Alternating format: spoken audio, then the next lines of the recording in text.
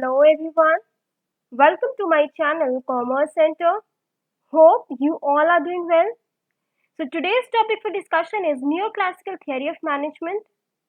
इससे पहले हम क्लासिकल थियोरी ऑफ मैनेजमेंट को कवर कर चुके हैं. उनके वीडियो लेक्चर्स के लिंक मैं डिस्क्रिप्शन बॉक्स में ड्रॉप कर दूंगी, आप वहां से उनको रेफर कर लीजिएगा. So let's begin with today's topic.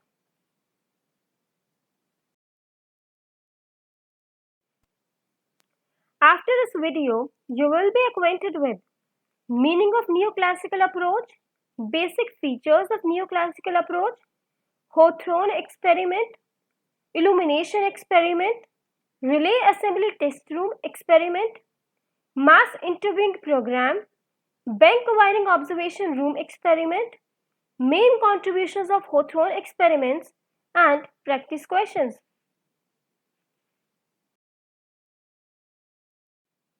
Start करते हैं न्यूक्लासिकल अप्रोच की मीनिंग से. उससे पहले देखिए, आपने क्लासिकल अप्रोच में दो मेन बातें पढ़ी थी कि जो क्लासिकल अप्रोच है वो स्ट्रक्चरल एस्पेक्ट पे फोकस करता है बहुत ज़्यादा. दैट मीन्स वो फॉर्मल अथॉरिटी पे बहुत ज़्यादा फोकस करता है, इनफॉर्मल ऑर्गेनाइजेशन, इनफॉर्मल ग्रुप्स पे फोकस नहीं करता है, इंपॉर्टेंस नहीं देता है उसको. वहीं जो क्लासिकल अप्रोच है वो इग्नोर करती है ह्यूमन फैक्टर को, ह्यूमन के साइकोलॉजिकल नीड्स को, सोशल नीड्स को, इमोशनल नीड्स को कम्प्लीटली इग्नोर किया जाता है. ह्यूमन फैक्टर को, ह्यूमन रिसोर्सेज को वहां पर जस्ट एक इंस्ट्रूमेंट की तरह यूज किया जाता है इन द वर्क प्रोसेस. तो ये जो फॉर्मल और इम्पर्सनल ट्रीटमेंट है टुवर्ड्स द वर्कर्स और एम्प्लॉइज, वो किस चीज से लीड करता है, उसका जो रिजल्टेंट है वो आता है रेजिस्टेंस करना. ठीक है, तो in order to seek the willing cooperation from workers and employees, new classical approach जो है वो डेवलप की गई. अभी न्यू क्लासिकल अप्रोच का मतलब क्या होता है? न्यू का मतलब रहता है न्यू, और क्लासिकल का मतलब रहता है जो भी काम किया है ग्रुप ऑफ एक्सपर्ट्स ने in the back 18th and 19th century.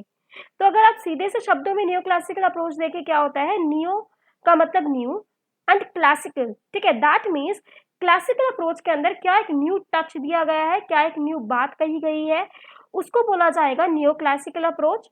तो न्यू क्लासिकल अप्रोच में क्या एक न्यू टच दिया गया है? देखिए, यहाँ पर फोकस किया गया है ह्यूमन साइड ऑफ ऑर्गेनाइजेशन पे. क्लियर? तो न्यू क्लासिकल अप्रोच का बेसिक आप कह लीजिए फंडा क्या है? यहाँ पर इस अप्रोच के अंदर फोकस किया जाता है ह्यूमन साइड ऑफ ऑर्गेनाइजेशन पे, जो कि क्लासिकल अप्रोच में नहीं था. ये रिकॉग्नाइज करती है primacy, that means paramount importance के हैं psychological and social aspects of workers as an individual भी और ग्रुप में भी. ठीक है, तो सीधा सा आप देख लीजिए, न्यू क्लासिकल अप्रोच ह्यूमन जो साइट है ऑर्गेनाइजेशन उस पर फोकस करता है. यहाँ पे इंपॉर्टेंस दी जाती है psychological needs, social needs, emotional needs जो वर्कर्स की होती है एज एन इंडिविजुअल भी और ग्रुप्स में भी, तो उसको बोला जाएगा न्यू क्लासिकल अप्रोच. तो यहाँ से आपको इतना समझ आया होगा कि जो न्यू क्लासिकल अप्रोच है वो एक इम्प्रूवमेंट है क्लासिकल अप्रोच के ओवर, ना कि एक रिप्लेसमेंट. ठीक है,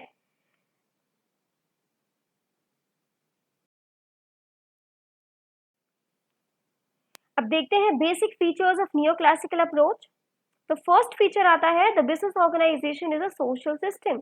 इस अप्रोच के अकॉर्डिंग बिजनेस ऑर्गेनाइजेशन एक सोशल सिस्टम है, that means a system of cultural relationship, जहां पर प्राइमरी फोकस किया जाता है behaviour of people in the group. ठीक है, जो पीपल है उनका क्या बिहेवियर रहता है इन ग्रुप, वहां पर फोकस किया जाता है. नेक्स्ट इज ह्यूमन फैक्टर, जो है एक इंपॉर्टेंट एलिमेंट रहता है इस सोशल सिस्टम का. ये जो अप्रोच है वो रिवील करती है कि क्या इंपॉर्टेंस होती है सोशल और साइकोलॉजिकल फैक्टर्स की डिटरमाइन करने में वर्कर्स की प्रोडक्टिविटी एंड सेटिस्फैक्शन. अब देखिए, ये जो फीचर्स हैं आपको अच्छे से क्लियर जब होंगे जब आप फर्दर 3 पार्ट्स के अंदर जो न्यू क्लासिकल अप्रोच डिवाइडेड है उसको जब आप एनालाइज कर लेंगे, तब आपको ऑटोमेटिकली ये फीचर्स अच्छे से क्लियर होंगे. फोर्थ फीचर आता है बिहेवियर ऑफ इंडिविजुअल.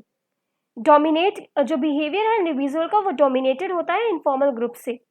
ठीक है, दैट मीन्स अगर एक इंडिविजुअल पार्ट है इनफॉर्मल ग्रुप का तो उसका बिहेवियर इनफॉर्मल ग्रुप से डोमिनेटेड होगा, क्योंकि उस ग्रुप के खुद के कुछ नॉर्म्स रहेंगे जो कि उसको अफेक्ट करेंगे.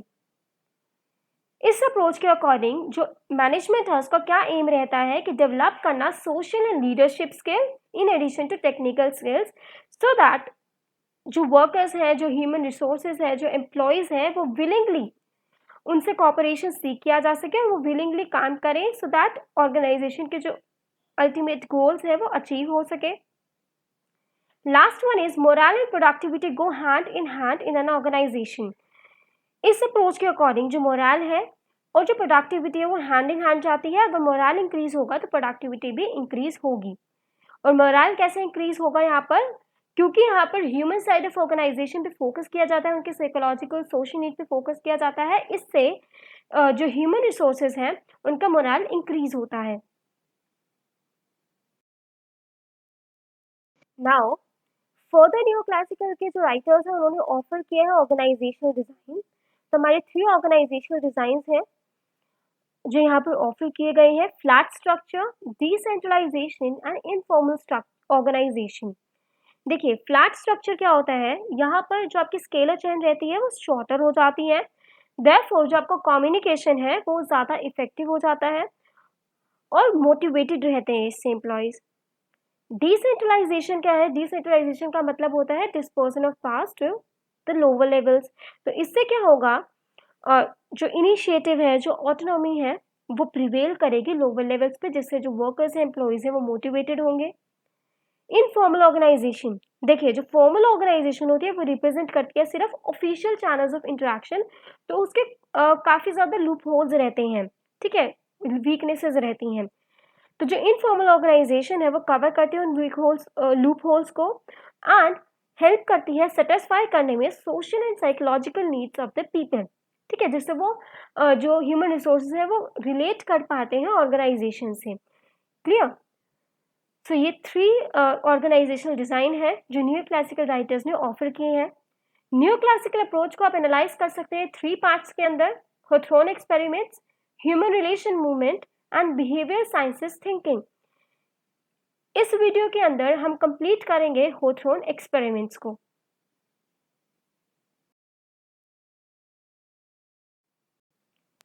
स्टार्ट करते हैं होथ्रोन एक्सपेरिमेंट से। तो देखिए जो जॉर्ज अल्टन मयो है उनको कंसिडर किया जाता है as the father of new classical approach. ये बहुत इंपॉर्टेंट बात है, एनटीए नेट एस्पिरेंट्स के लिए भी बहुत इंपॉर्टेंट है, ये क्वेश्चन आ सकता है। Who is considered as the father of new classical approach? तो जॉर्ज अल्टन मयो कंसिडर किए जाते हैं न्यू क्लासिकल अप्रोच के फादर। वो लीडर थे उस टीम के जिन्होंने कंडक्ट किया था फेमस होथ्रोन एक्सपेरिमेंट्स, और ये जो एक्सपेरिमेंट्स है वो कंडक्टेड हुए थे ड्यूरिंग 1924 टू 1932, ठीक है। अब इनको होथ्रोन एक्सपेरिमेंट क्यों बोला जाता है, क्योंकि ये कंडक्ट हुए थे at a plant of Western Electric company. ये जो प्लांट है वो लोकेट होता है at Hawthorne near Chicago in USA, इसीलिए इसको होथ्रोन एक्सपेरिमेंट्स बोला गया। और एक और इम्पॉर्टेंट बात, इन एक्सपेरिमेंट को ऑब्जर्वर इफेक्ट भी बोला जाता है, ठीक है। अभी इन एक्सपेरिमेंट्स को करने का जो ओरिजिनल पर्पस था वो ये था कि एग्जामिन करना different aspects of work environment का क्या इम्पैक्ट पड़ता है प्रोडक्टिविटी ऑफ वर्कर्स पे। दैट मीन्स जो डिफरेंट एस्पेक्ट्स है वर्क एनवायरनमेंट के, इल्यूमिनेशन है, लाइटनिंग दैट इज, या फिर जो भी टाइमिंग्स ऑफ ब्रेक्स है, जो भी उनको ब्रेक्स दिए जा रहे हैं, या फिर length of the work day है कि कितने टाइम उनसे एक दिन में काम कराया जा रहा है, इन सब चीज़ों का क्या इफेक्ट पड़ता है प्रोडक्टिविटी ऑफ वर्कर पे। तो ये ओरिजिनल पर्पस था होथ्रोन एक्सपेरिमेंट्स को करने का। तो कुछ कुछ फेजेस के अंदर होथ्रोन एक्सपेरिमेंट्स को किया गया है, वो कौन कौन से फेजेस हैं? Illumination experiments, relay assembly test room experiment, mass interviewing program, bank wiring observation room experiment. तो इन चारों को हम एक एक करके पढ़ते हैं। तो फर्स्ट हमारे पास आएगा इल्यूमिनेशन एक्सपेरिमेंट।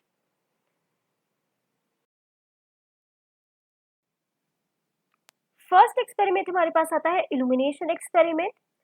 तो देखिए हर एक एक्सपेरिमेंट का हम सबसे पहले देखेंगे क्या उसका ऑब्जेक्टिव रहा है, क्या उसकी मेथडोलॉजी है, मतलब किस तरीके से वो कंडक्ट किया गया है, और फर्दर उससे क्या निकल करके आया है, क्या उसकी फाइंडिंग्स रही हैं। तो इस जो एक्सपेरिमेंट है उसका ऑब्जेक्टिव क्या है? डिटरमाइन करना effects of changes in illumination on productivity.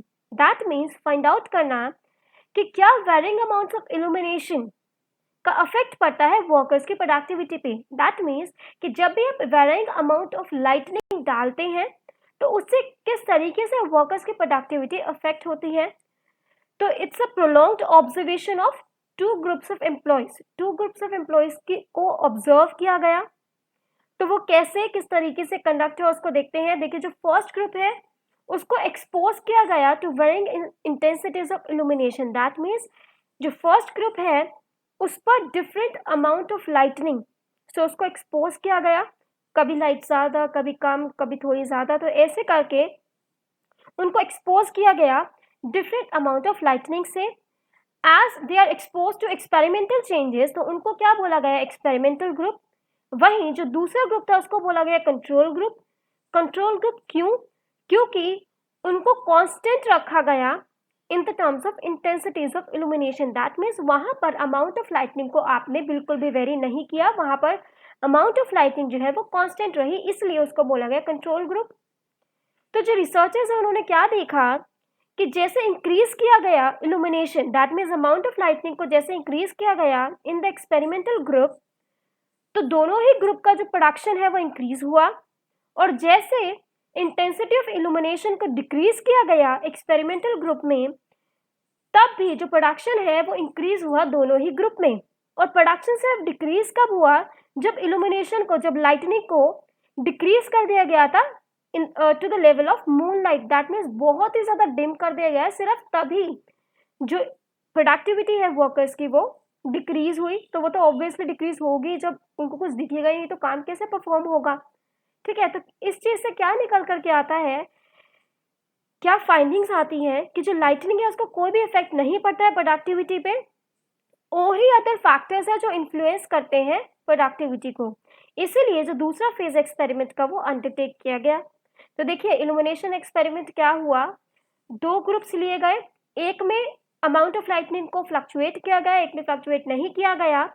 But जहां फ्लक्चुएट किया गया नहीं किया गया, फिर भी हमको क्या रिजल्ट देखने को मिला कि जो प्रोडक्शन है वो वर्कर्स का इंक्रीज ही हो रहा है। दैट मीन्स हमको यहाँ से पता लगा कि जो लाइटनिंग है उसका कोई भी इफेक्ट नहीं पड़ता है वर्कर्स की प्रोडक्टिविटी पे।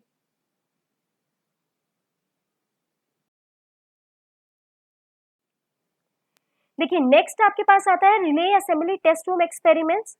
इसका ऑब्जेक्टिव क्या है, to determine the effects of job conditions या working conditions on group productivity. देखिए relay assembly test room experiment में क्या था, ये एक्सपेरिमेंट किया गया था ये देखने के लिए कि क्या इफेक्ट पड़ता है जॉब कंडीशंस का या वर्किंग कंडीशंस का ग्रुप प्रोडक्टिविटी पे। और ये एक्सपेरिमेंट कंडक्ट हुआ था ड्यूरिंग 1927 to 28। अब ये कैसे हुआ था, तो देखिए इसकी जो मेथोडोलॉजी है वो क्या है, जो रिसर्चर्स उन्होंने सेटअप किया था रिले असेंबली टेस्ट रूम को, जहां पर किस तरीके से रिलेटेड काम था, वहां पर असेंबल की जाती थी टेलीफोन रिलेज, ठीक है, सो दैट एक फिनिश प्रोडक्ट को बनाया जा सके। तो उसके लिए 2 गर्ल्स को चूज किया गया, 2 गर्ल्स वर चूजन, और फर्दर इन गर्ल्स को बोला गया कि आप चूज करिए 4 more girls as a co-workers because they want to make a homogeneous group. अब जो आउटपुट है उनका डिपेंड रहता था किस चीज पे, कि क्या स्पीड है और कॉन्टिन्यूटी है, जिस स्पीड या कॉन्टिन्यूटी से जो गर्ल्स है वो वर्क कर रही हैं उस चीज पर आउटपुट जो है डिपेंड रहता था वहां का। और जो ड्यूरेशन है इस एक्सपेरिमेंट की वो कितनी थी, वो थी 4 to 6 वीक्स। एक ऑब्जर्वर दिया गया गर्ल्स को, ताकि वो सुपरवाइज कर सके उनके काम को, उनको कोई प्रॉब्लम है तो वो उनसे पूछ सके, ठीक है, और ये देखा जा सके कि यस वो सही स्पीड से सही कॉन्टिन्यूटी से हर एक जो गर्ल है वो काम परफॉर्म कर रही है, वर्क परफॉर्म कर रही है कि नहीं। कोई भी चेंज अगर इंट्रोड्यूस किया जा रहा है तो उसको पहले गर्ल्स से कंसल्ट किया जाता था, so that they feel like they are the part of the organisation और वो रिलेट कर सके ऑर्गेनाइजेशन से, ठीक है। तो डिफरेंट जो चेंजेस है, numerous changes in sequence introduce किए गए इस एक्सपेरिमेंट के अंदर। वो क्या क्या थे, वो चेंजेस किए गए वर्किंग कंडीशंस के अंदर, लाइक शॉर्टर वर्किंग आवर्स या फिर रेस्ट पीरियड्स उनको देना, हॉट लंच उनको सर्व करना, प्रोवाइड कराना, फ्रेंडली एनवायरनमेंट देना, इनफॉर्मल सुपरवाइजर प्रोवाइड करवाना, free interaction among the workers of the group. तो ये कुछ चेंजेस थे जो कि इंट्रोड्यूस किए गए एक्सपेरिमेंट में, और हर एक चेंज को जो गर्ल्स है उनसे कंसल्ट किया गया। तो क्या फाइंडिंग्स निकल करके आई कि productivity of the groups increased even in the improvements in the working conditions were withdrawn. कि जो प्रोडक्टिविटी है ग्रुप की वो तो इंक्रीज हुई है, चाहे आप ये जो वर्किंग कंडीशंस में आप जो इम्प्रूवमेंट प्रोवाइड कर रहे हो ना, लाइक शॉर्टर वर्किंग आवर्स देना, रेस्ट पीरियड्स देना, हॉट लंचेस सर्व करना, अगर आप इनको विड्रॉ भी कर लोगे तब भी उनकी प्रोडक्टिविटी पे कोई फर्क नहीं पड़ेगा। तो इससे क्या कंक्लूड किया गया कि इट वाज कंक्लूडेड दैट कि जो सोशियो साइकोलॉजिकल फैक्टर्स है लाइक स्पेशल अटेंशन देना, रिकॉग्नाइज करना, सेंस ऑफ ग्रुप प्राइड या फिर बिलोंगिंगनेस, ये सब चीजें जो है, ये सब जो सोशल साइकोलॉजिकल फैक्टर्स हैं, ये एक्सरसाइज करते हैं greater influence on productivity rather than working conditions. ठीक है, तो जो वर्किंग कंडीशंस है, अगर आप उन जो भी आपने इंप्रूवमेंट किया वर्किंग कंडीशंस में, अगर आप उनको विड्रॉ भी कर लोगे तभी भी प्रोडक्टिविटी पे कोई इफेक्ट नहीं पड़ेगा। जो प्रोडक्टिविटी है वो अफेक्ट होती है सोशियो साइकोलॉजिकल फैक्टर से। Clear? Now next is mass interviewing program. तो देखिए यहाँ पर कंडक्ट किया गया था plant wide interviews, about 20,000 interviews यहाँ पर कंडक्ट किए गए थे बिटवीन 1928 एंड 1930, ताकि डिटरमाइन किया जा सके कि क्या एम्प्लॉयज का एटीट्यूड है, क्या वर्कर्स का एटीट्यूड है टुवर्ड्स कंपनी, उसके सुपरविजन या फिर उसके जो इंश्योरेंस प्लान है या फिर प्रमोशन एंड वेजेस। ठीक है, तो ये किस तरीके से किया गया, इसकी मेथोडोलॉजी क्या थी। इनिशियली तो जो इंटरव्यू है वो कंडक्ट किया गया by the means of direct questioning, direct questions पूछे गए लाइक येस और नो में, जिसका आंसर बनता है कि do you like your supervisor. ठीक है, येस या नो में ही इसका आंसर बनेगा, या फिर आपके ओपिनियन में कि आपको लगता है कि जो आपका सुपरवाइजर है वो फेयर है। तो इस तरीके के डायरेक्ट क्वेश्चंस पूछे गए जिनका आंसर सिर्फ येस या नो में बनता है। तो इससे प्रॉब्लम क्या आई कि आप जो जड़ है ना प्रॉब्लम की, वहां तक नहीं पहुंच पाओगे, आप अच्छे से प्रॉब्लम को एनालाइज नहीं कर पाओगे और कर पाए भी। तो इसी वजह से मैथड को चेंज किया गया तो नॉन डायरेक्टेड इंटरव्यूइंग, जहाँ पे जो इंटरव्यूअर है उसको कहा गया कि वहां पर आप सुनिए, ठीक है, ऑब्जर्व करिए इंस्टेड ऑफ टॉकिंग, क्योंकि अगर आप किसी चीज को सुनेंगे, ऑब्जर्व करेंगे इन द नेचुरल सेटिंग्स, तो वो ज्यादा इफेक्टिव होगी बजाय कि आप किसी से उसी चीज को पूछ रहे हैं। ठीक है, तो इससे क्या फाइंडिंग्स निकली कि it was found that opportunity to talk freely about the things that are important to workers had a positive impact on their morale and productivity. That means कि ये देखा गया कि अपॉर्चुनिटी अगर दी जा रही है वर्कर्स को कि वो फ्रीली टॉक कर सके उन चीज़ों के बारे में जो कि उनके लिए इम्पोर्टेंट है, तो उनका पॉजिटिव इफेक्ट पड़ता है प्रोडक्टिविटी, मोरल पे और प्रोडक्टिविटी पे। ठीक है, और ये भी यहाँ से डिस्कवर किया गया कि जो वर्कर्स का बिहेवियर है वो इन्फ्लुएंस होता है ग्रुप बिहेवियर से। बट ये जो कंक्लूजन था वो सेटिस्फैक्टरी नहीं था इतना ज़्यादा, तो इसीलिए जो रिसर्चर्स उन्होंने डिसाइड किया कि वो कंडक्ट करेंगे अनदर सीरीज ऑफ एक्सपेरिमेंट को। क्लियर?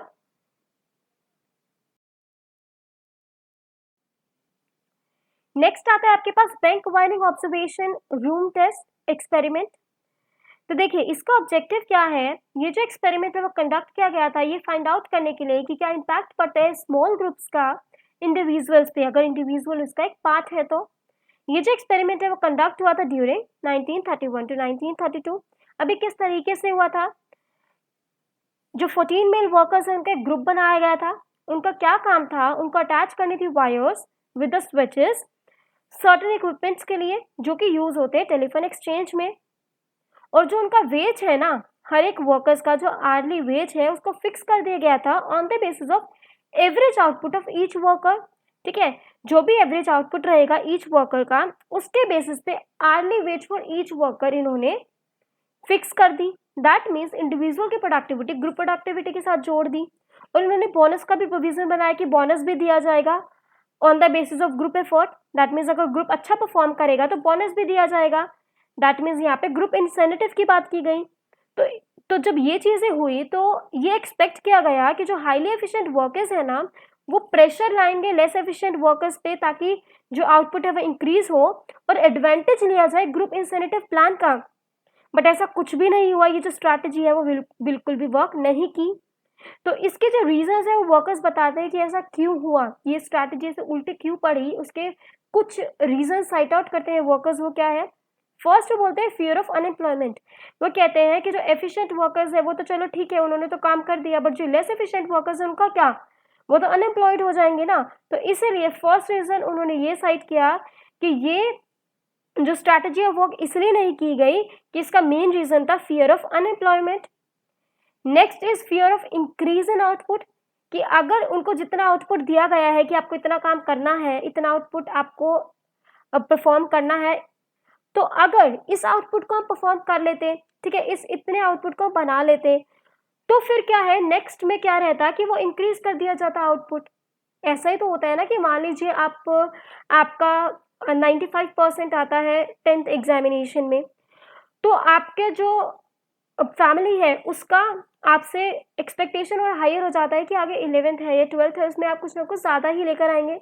तो वही बात यहाँ पे आती है, fear of increase in output, कि अगर अब अभी हम ये आउटपुट प्रोड्यूस कर देते हैं तो आगे हमको इससे ज़्यादा आउटपुट दिया जाएगा प्रोड्यूस करने के लिए। नेक्स्ट जो रीज़न है वो है desire to protect the slow workers, कि देखिए कुछ वर्कर्स जो है वो ऐसे रहते हैं कि वो टाइमली काम कर लेते हैं और कुछ वर्कर्स स्लो भी तो रहते हैं ना, तो उन वर्कर्स को प्रोटेक्ट करने का डिज़ायर था, तो उनको प्रोटेक्ट करने के लिए जो काम है, जो आउटपुट है, वो उस लेवल तक परफॉर्म नहीं किया गया जिस लेवल पर जो ऑर्गेनाइजेशन है वो चाह रही थी। ठीक है, तो ये रीज़न साइट आउट किए गए कि क्यों ये स्ट्रैटेजी जो है वो उल्टी पड़ गई, क्यों वो वर्क नहीं कर पाई। तो इससे क्या पता लगा कि जो ग्रुप है उसके उन्होंने खुद के ही कुछ own standard of output establish कर लिए थे, और वो जो ओन स्टैंडर्ड ऑफ आउटपुट है वो किसके थ्रू एनफोर्स हुए थ्रू सोशल प्रेशर्स। ठीक है, तो फाइंडिंग्स क्या निकल कर आई कि कोई भी अप्रिशिएबल चेंज इन आउटपुट तो नहीं हुआ, और ये निकल कर आया कि जो ग्रुप है उसके खुद के कुछ नॉर्म्स होते हैं परफॉर्मेंस के, और ये जो नॉर्म्स हैं वो वेरियस सोशल प्रेशर्स के थ्रू एक्सरसाइज किए जाते हैं। ठीक है, जैसे कि जो इन्होंने खुद के नॉर्म्स बना लिए ना कि इतना ही आउटपुट हमको प्रोड्यूस करना है, जितना ऑर्गेनाइजेशन ने बोला है उतना नहीं करना है, तो क्या हुआ, ये खुद के ही norms of performance in groups में ने बना लिए और वो सोशल प्रेशर्स के थ्रू वो एप्लीकेबल या फिर एनफोर्स हो गए। क्लियर?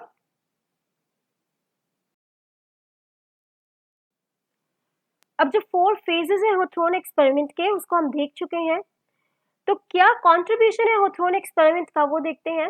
तो फर्स्ट आपके पास आता है इम्पैक्ट ऑफ सोशल फैक्टर्स। देखिए जो ह्यूमन फैक्टर है या फिर जो वर्कर्स हैं वो मियरली रैशनल इकोनॉमिक बीइंग्स नहीं होते हैं जो मोटिवेट हो सिंपली बाय मनी, ये चीज हमने देख ली है। वो सोशियो साइकोलॉजिकल बीइंग्स भी है जिन पर इफेक्ट पड़ता है सोशल फैक्टर्स का। हमने सेकेंड फेज ऑफ होथ्रोन एक्सपेरिमेंट में देखा, रिले जो असेंबली टेस्ट रूम था उसमें, कि जो ह्यूमन फैक्टर है, जो वर्कर्स है, they are motivated by social needs like sense of security, recognition, belongingness. इन चीज़ों का, इन सोशल फैक्टर्स का इम्पैक्ट पड़ता है प्रोडक्टिविटी पे। ठीक है, तो फर्स्ट आपके पास आता है impact of social factors. Next is importance of informal groups. देखिए ये भी ऑब्जर्व किया गया इन एक्सपेरिमेंट से कि जो शॉर्ट कमिंग्स है फॉर्मल ग्रुप की वो ओवरकम की जा सकती हैं इनफॉर्मल ग्रुप से, क्योंकि जो इनफॉर्मल ग्रुप्स हैं उनका बहुत ज़्यादा ग्रेटर इन्फ्लुएंस रहता है productivity and attitude of workers पे टुवर्ड्स द वर्क परफॉर्मेंस। देखिए अभी जो फोर्थ फेज हमने किया होथ्रोन एक्सपेरिमेंट का, उसमें हमने क्या देखा कि जो ग्रुप्स होते हैं उनके खुद के कुछ नॉर्म्स रहते हैं, वो खुद एस्टैब्लिश करते हैं जो स्टैंडर्ड ऑफ परफॉर्मेंस रहती है उनको, और वो चीज़ें इन्फोर्स होती हैं थ्रू सोशल प्रेशर्स, है ना। तो यहाँ से हमने यही देखा कि जो सोशल पैटर्न है या फिर जो सोशल नॉर्म्स हैं वो अफेक्ट करते हैं इंडिविजुअल्स को ज़्यादा, रादर देन जो मैनेजमेंट डिमांड कर रही है उनसे जो भी उनसे ज़्यादा अफेक्ट करते हैं सोशल नॉर्म्स।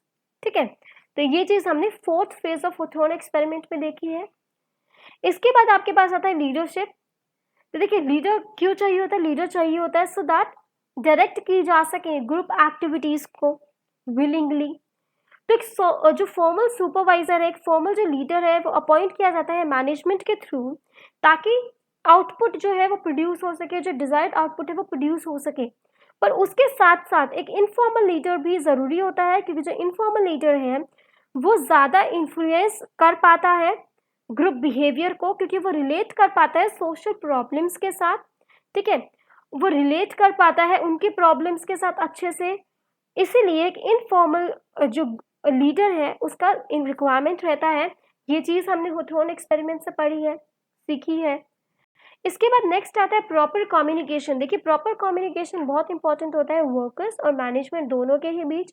अगर दोनों एक दूसरे को रिस्पेक्ट करेंगे कि मैनेजमेंट वर्कर्स को समझेगा, उनके पार्टिसिपेशन को समझेगा, उनकी जो सोशल नीड्स है, इमोशनल नीड्स है, उनको रिकॉग्नाइज करेगा। वहीं अगर जो वर्कर्स है वो मैनेजमेंट को समझेंगे तो इससे क्या होगा, बहुत सारी डिफिकल्टीज अपने आप ही कम हो जाएंगी। और ये चीज किस तरीके से हो सकती है, जब इन दोनों के बीच में एक प्रॉपर कम्युनिकेशन होगा, वर्कर्स के बीच में भी और मैनेजमेंट के बीच में भी। क्लियर? होप अब आपको जो हुथरोन एक्सपेरिमेंट है उसके जो मेन कंट्रीब्यूशन है वो क्लियर हुए होंगे। Now turns for the practice question.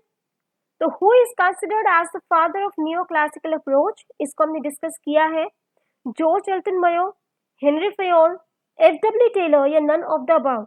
इसका आंसर आपको जरूर से कमेंट बॉक्स में ड्रॉप करना है।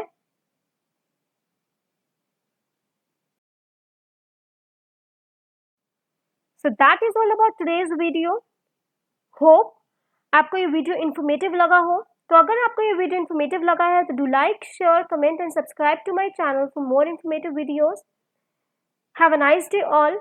और अगर आपकी कोई भी स्पेसिफिक टॉपिक से रिगार्डिंग रिक्वेस्ट है तो उस पर ज़रूर वीडियो लेक्चर बनाया जाएगा। आप उस टॉपिक को कमेंट कर दीजिएगा। Thank you.